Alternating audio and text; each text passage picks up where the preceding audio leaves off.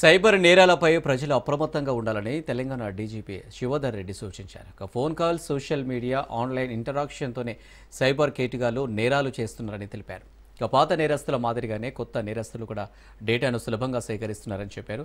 ఎవరు ధనవంతులు, ఏ లొకేషన్లో ఎవరు ఉంటారు, వయసు, లింగం వంటి వివరాలు అన్నీ తెలుసుకుని వారినే లక్ష్యంగా సైబర్ మోసగాలు ఎంచుకుంటున్నారని తెలిపారు. ఇది సాధారణ సమస్య కాదని, ఒక తీవ్రమైన సామాజిక సమస్యగా మారిందని డీజీపీ శివధర్ రెడ్డి వెల్లడించారు.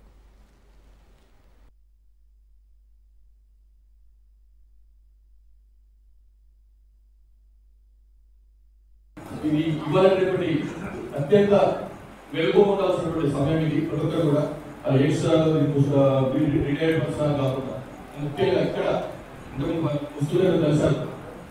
చాలా మంది highly distinguished persons, very well known persons, highly reputed people. కాబట్టి వాళ్ళ ఏరియాలో ఇట్లాంటి ప్రోగ్రామ్ పెడితే వాళ్ళ ద్వారా ఒక మంచి మెసేజ్ బయట వెళ్తుంది. వాళ్ళు ఏదో ప్రోగ్రాంలో ఇన్ని కూర్చొని సపోర్ట్ వెళ్ళిపోవడం కాకుండా వాళ్ళ నుంచి ఒక మూమెంట్ లాగా బయలుదేరి ఒక్కొక్కరు చెప్పినట్టు సినిమా చెప్పినట్టు ఒకరికి 10 మందికి 20 మంది చెప్పుకుంటుంది. మాస్ తయారవుతుంది. సైబర్ నేరగాలకి అడ్డం వేసేది ఏంటంటే, అడ్డం పడేది ఏంటంటే అవేర్నెస్ క్రియేట్ చేసిన అవసరం ఉంది.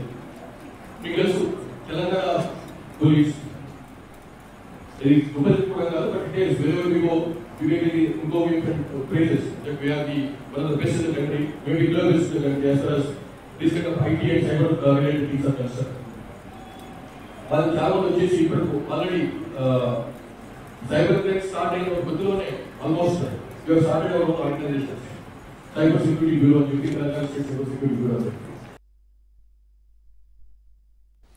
సైబర్ కేటుగాలకి Hyderabad police commissioner VC Sajjana strong warning ఇచ్చారు.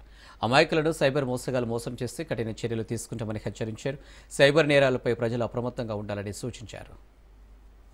Cheated by this cyber criminals over a decade.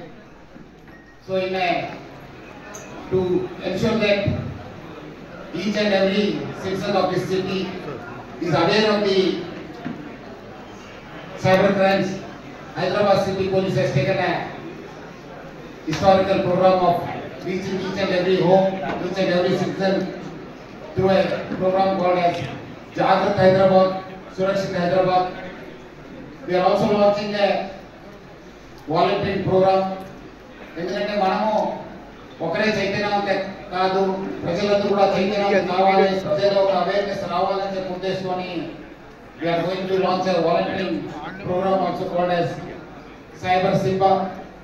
So we will be acting as a volunteer on behalf of the city police to ensure that there is awareness among the citizen about this cyber crimes.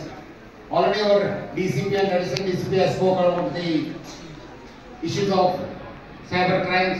Almost every day we lose almost about